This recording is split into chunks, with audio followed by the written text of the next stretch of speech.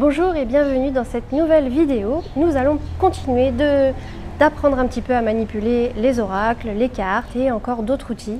Sur ce compte, sur cette chaîne, vous allez découvrir comment j'utilise tous ces outils, le pendule, les cartes et bien d'autres moyens encore pour développer ma médiumnité, pour développer mes capacités énergétiques, parce qu'en fait on peut vraiment faire plein de choses avec, que ce soit pour soi, que ce soit pour les autres. Alors moi, c'est vrai que je fais pas mal de coaching et je vais commencer à faire pas mal d'événements autour de l'énergétique pour aider beaucoup notamment des femmes.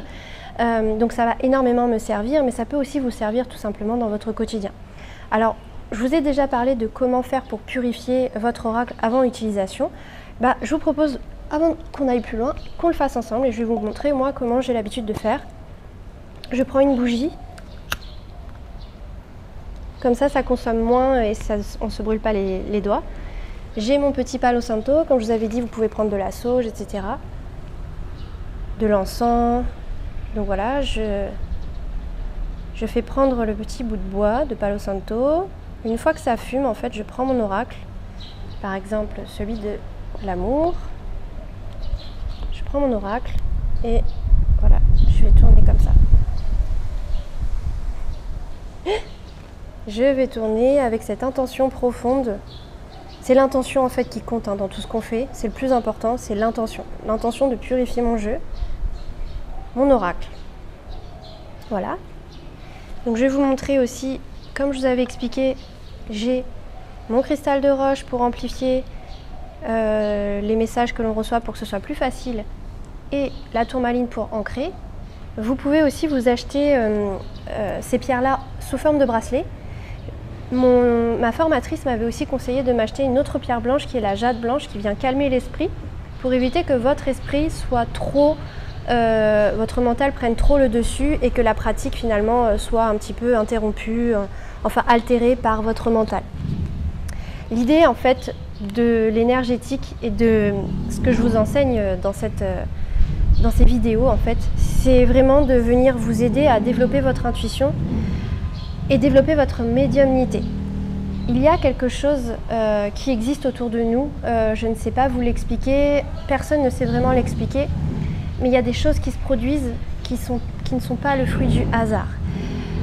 Et il y a des choses que l'on peut connaître, pardon pour le bruit, il y a des choses que l'on peut connaître, que l'on peut savoir, en ayant cette capacité à capter des messages de l'invisible, à capter des choses autour de nous, à être attentif.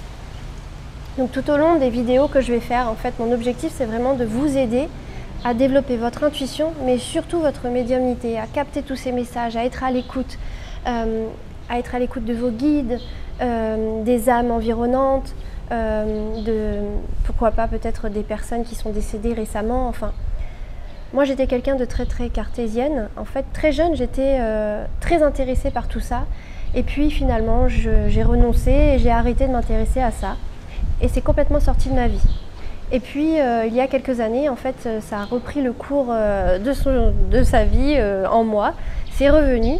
Et notamment, le déclencheur, ça a été la perte de mon cousin. Alors, ne vous inquiétez pas, c'est bon, j'ai passé le cap. Je m'y suis faite, j'ai accepté. Surtout que ça m'a amené des choses extraordinaires dans ma vie. Et notamment, ça m'a fait cheminer vers le spirituel, l'énergétique. Le décès de mon cousin, qui est lié à un suicide, m'a permis de ressentir énormément de choses que je ne pouvais pas nier en fait.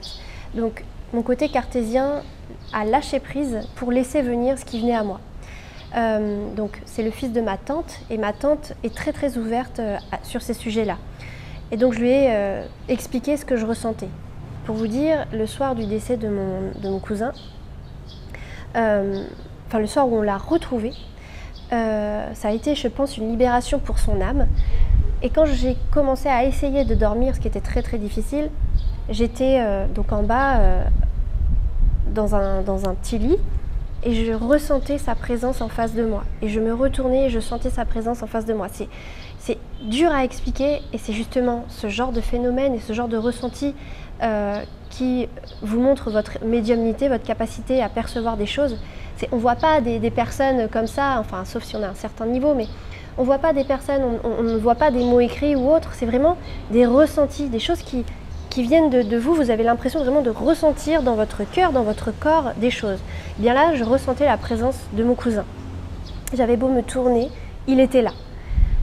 Quelque temps après, je vous explique tout ça parce qu'en fait c'est un ensemble de choses qui me sont arrivées, à ma tante, et finalement à plein de personnes à qui j'ai commencé à exprimer mes doutes, à exprimer à exprimer tout simplement mes recherches de sens, de compréhension, que en fait j'ai pu découvrir l'expérience des uns des autres. Je suis même allée jusqu'à découvrir que mon père avait fait un voyage astral étant plus jeune. J'aurais jamais cru que mon père soit intéressé dans ce domaine, donc ça a permis de discuter de plein de choses et d'ouvrir le dialogue sur ces sujets.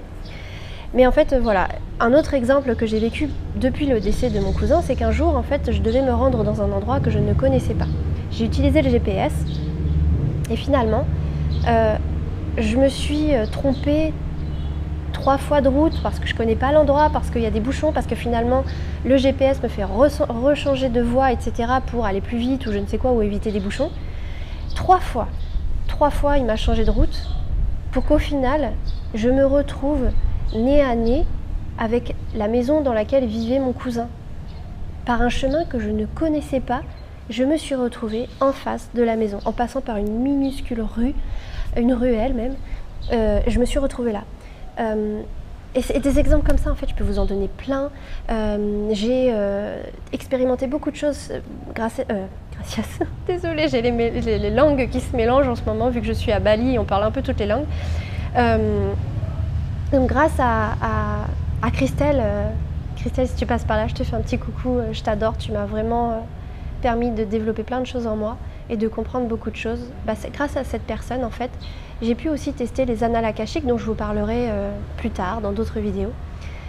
Et en fait, quand j'ai fait les annales akashiques, c'est en fait, on est en méditation et notre esprit, notre âme, notre inconscient, je n'arrive pas à mettre des mots sur concrètement ce que c'est. En fait, on part très loin et on va à la source. On va là où il y a toute l'histoire de notre âme. Et on y retrouve nos guides, notre ange gardien, enfin plein d'entités. Et moi, je ne sais jamais dire si c'est moi, si c'est mon imagination, si c'est vraiment des messages, si c'est concret ce que je suis en train de vivre. Mais je suis montée et j'ai vu mes guides, mon ange gardien, mes entités, etc. Et j'ai vécu un tas de choses. Je posais une question et j'ai vécu des choses incroyables. Je me suis transformée en animal, enfin bref. Et quand je me suis réveillée, j'ai expliqué tout ça à Christelle. Et je lui ai dit, voilà, tu dois peut-être me prendre pour une folle, mais voilà tout ce que j'ai vu. Et elle m'a dit, non, c'est très concret, etc. Et puis d'ailleurs, j'ai bien vu qu'il y avait beaucoup de monde avec toi, puisque tu verras sur la vidéo, il y avait des énergies autour de toi. Je dis, oui, elle a des grosses capacités, normales, elle voit, moi je verrai jamais ça. Et finalement, j'ai regardé la vidéo et je me suis aperçue que au-dessus de moi, sans raison aucune, je voyais des lumières, je voyais des zones de lumière au-dessus de ma tête qui apparaissaient, qui bougeaient, qui repartaient, alors qu'il n'y avait aucune ombre possible. Enfin, il n'y a aucun lien avec une ombre.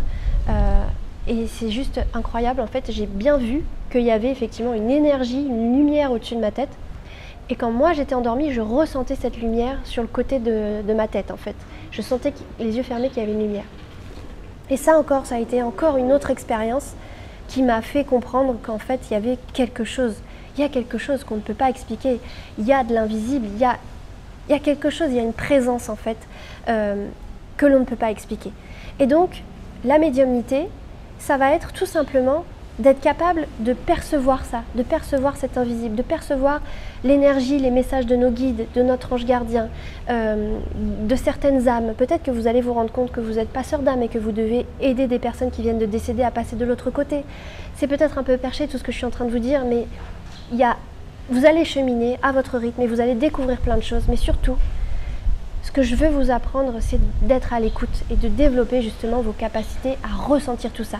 Et pas que vous soyez complètement dans le mental, fermé, et que vous laissiez la part à ça, au doute, à cette petite magie. Et petit à petit, vous allez vous rendre compte que y a un cœur qui est dessiné là, et puis que finalement c'est dingue, j'ai demandé ça, puis j'avais l'intention de réaliser ça, puis j'ai rencontré cette personne, et puis tout s'est mis en place. C'est dingue, j'ai vécu ci, j'ai vécu ça.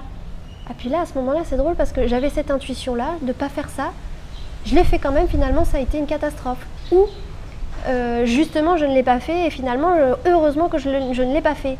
Commencez petit à petit chaque jour peut-être à tenir un journal de bord sur ces petites choses-là, vos ressentis, les petits messages intérieurs, les synchronicités, toutes ces petites choses. Et commencez à observer la magie autour de vous. La magie qui finalement n'est pas une magie, qui est très concrète, qui est l'invisible qui nous entoure. Je pense qu'il y a deux mondes en un et qu'il suffit de poser son mental pour communiquer avec l'autre monde. Alors vous allez me prendre peut-être pour une folle, etc. Mais en tout cas, je reste convaincue et persuadée qu'il y a quelque chose qui est inexplicable, qui est là, qui est présent. Parce qu'il y a trop d'expériences, trop de choses, trop de témoignages qui montrent bien que c'est possible. Alors je vous laisse cheminer à votre rythme, me poser des questions si vous voulez, me contacter sur les réseaux sociaux.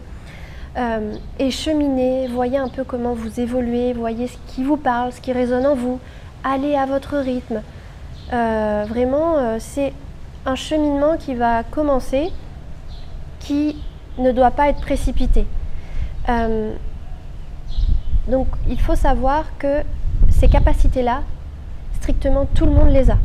C'est simplement que chez certaines personnes, le mental prend le dessus. On explique que l'enfant va former véritablement son cerveau et fermer sa boîte crânienne. Tout ça va être vraiment très consolidé à l'âge de 7-8 ans. Et qu'à partir de ce moment-là, il a un certain niveau de conscience qui finalement lui fait écouter son entourage, lui fait conscientiser ce que l'entourage dit comme une réalité. Il ne s'approprie pas sa propre réalité, il est influencé. Et pourquoi je dis ça? Parce qu'en fait, en général, ce qui se passe, c'est qu'un enfant a naturellement ses capacités sans se poser aucune question. Il a de grandes capacités. C'est pour ça que les enfants ont peur de la nuit, parce qu'ils ressentent les présences. Et à l'âge de 7-8 ans, en fait, à force qu'on lui dise « c'est rien, il n'y a rien, c'est un mauvais rêve, il n'y a rien sous ton lit, il n'y a rien derrière le placard, n'aie pas peur, etc. » Ben, en fait, il finit par se convaincre que c'est ça la réalité, ce qu'on lui dit, et on va dire qu'il ferme son chakra couronne, celui par lequel justement on capte l'extérieur, l'invisible. Et à partir de ce moment-là, ben, en fait, ça y est, c'est fermé. Il ferme toutes ses capacités qu'il avait pourtant naturellement. Et donc ça met du temps et ça demande un cheminement pour venir réouvrir et se réapproprier toutes ses capacités. Donc ça va demander de l'entraînement, une ouverture d'esprit, un cheminement, du temps pour pouvoir revivre ça, réobtenir ses sentiments, ses ressentis et ses capacités. Donc tout ça pour vous dire que tout le monde peut le faire. Il s'agit juste de se poser et d'y aller étape par étape, de s'entraîner, d'être à l'écoute, d'observer. Ça demande beaucoup de pratique, beaucoup de travail, mais vous pouvez le faire en fait. Donc ne soyez pas impatient et prenez les choses comme elles viennent. Et au fil de mes vidéos, vous allez pouvoir cheminer. Je vous souhaite une très belle évolution spirituelle et n'hésitez pas à mettre des petits commentaires et un petit pouce pour m'encourager si ça vous intéresse ce compte.